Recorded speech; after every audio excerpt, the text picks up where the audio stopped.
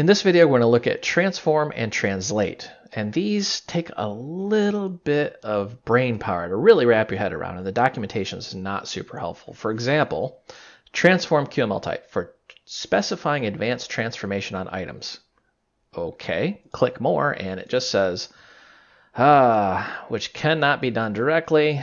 Following concrete transform types are rotation scale, translate, and matrix 4x4. And then you got to kind of dig. But if you go to, let's say, rotation, we already know what rotation is. It just rotates the object. So what does this really mean? It means you're going to rotate the object using really an advanced transformation. What? It makes no sense. But if we look at translate, provides a way to move an item without changing its X or Y properties. Now that makes no sense, because if we move it, its X or Y properties are going to change. Not really. If we look at this, their example is you're going to transform translate. So it has a central location, and then we just move it. And I wish they'd really called that offset instead of Y. But you can actually move things around. And here's the example we're going to build. Basically, we have a central spot, and we have 3 rectangles which have a radius, so they look like circles, and we're rotating them. So we have done a transform where we have translated these or offset these off center so they're not stacked all on top of each other, and we're going to rotate those just so you can see how it rotates around the center. A little bit more complex, and yeah, it's going to hurt your brain just a little bit. So we're going to say item. Remember, item is a non-visual item, so we're not going to see the actual item, but we're going to add all these as children of the item and then rotate the item all at once. So we're going to say rotation, and it's 0 by default. I just want to put that in there. And we're going to say anchors. We're going to center in parent. And now we're going to make our 3 rectangles. So we're going to say rectangle, and let's do this first one. And we're going to say yellow rect, and let's give this a width of 300, height of 300, a radius of the width. That way it's a circle. And let's go ahead and say, I'm going to put the color up here. Yellow. Opacity. For the opacity, let's do 0.5. In case you're wondering why I put color up here, it's because I'm going to copy this and paste it, and it's just easier if I just have it up here. All right, so now what we need to do is border width, and let's say 2. Border color, and let's say black. So nothing really fancy so far. Save and run. And you notice how it is way, way, way off there. What's going on here? So we have our item, and it is center in parent, and the parent's there. Now, what's going on here? Well, we don't have an anchor, so it's just off in la la land. So let's go ahead and set that anchor. And we're going to say center in parent. Run it. Now you'll see it change. Now it's perfectly centered. Now the problem is, when you set an anchor, X and Y doesn't have any real solid effect. For example, if we say X equals 0, it's still anchored. Now, the X, of course, is 0, so it should be over here, but it's really not. So you could argue, well, the item's only going to be as big as this, so it is at the 0 position, but it really doesn't work that way. Once you anchor something, X and Y have very, very little effect. Now, we can test that real quick. And depending on your version of Qt and QML, you may see different results here. We're going to say anchors, fill, parent. And you notice how the item is now filling the entire window, this whole thing, and our yellow rect is anchored in the center. So that X really didn't have an effect. It didn't jump over to the 0 position. That's what I mean by XY really has no effect there. So let's get rid of that. Let's get rid of that. Put that the way it was. So what we're going to do now is we are going to, just through the magic of copy and paste, make a few of these. All right, so we're going to have blue rect, And let's make this blue, of course.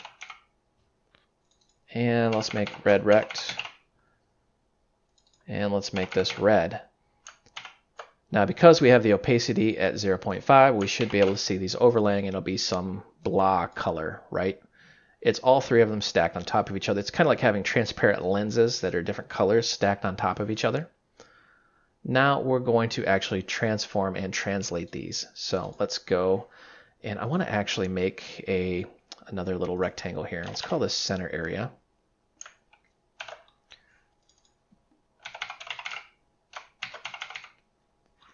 And I'm going to anchor center in parent. I want to make this 50 by 50. And the radius is going to be the width, border 2, border color. And let's make this white for the background. And ta-da, right there, I'm going to set that opacity to 1. And there it is. There's our little center. I'm going to put another one right in the center there just because I want that kind of bullseye effect.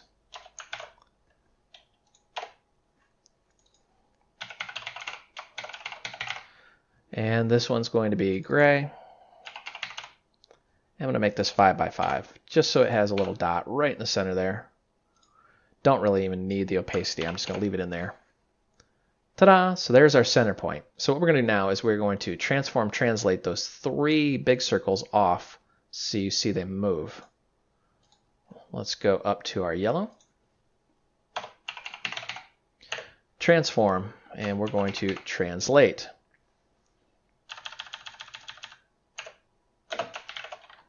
So going back to the documentation, what this really does is you can translate or offset the XY position. See, it provides a way to move an item without changing its XY properties. We need this because the anchor is set, and with the anchor set, we cannot change the XY properties. That's why this exists. So we're going to say 100, and then let's go 100 as well. So really what we're doing is taking the current XY positions and offsetting them. That's why I wish this said offset Y, offset X, but they named it this way. Now you see the yellow is offset. It's taken its current XY and moved it, even though it's still anchored. Let's just do the magic of copy and paste here. And we're going to move these around a little bit as well. So let's say the blue one here. Blue, I'm going to say 100 by negative 100. Let's run that, see what that looks like. Now blue is off here. And then we're going to bump the red one up. So let's go here. And for the red area, I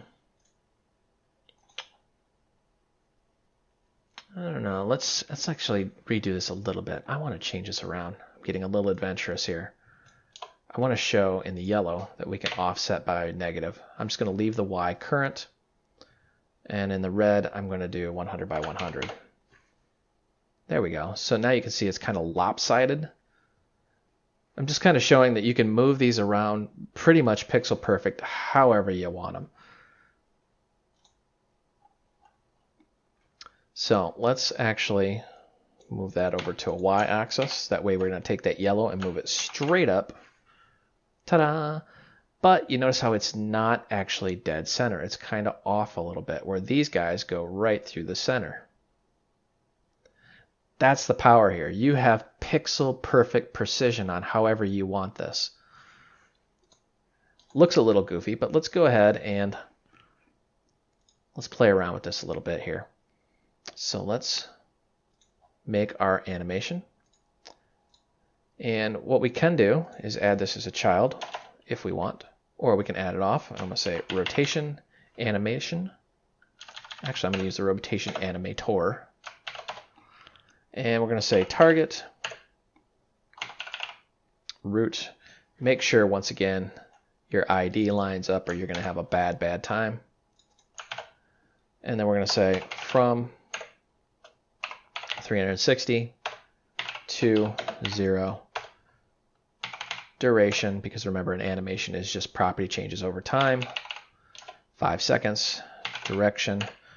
And we're going to say rotation animator, and I want to do counterclockwise. Why not?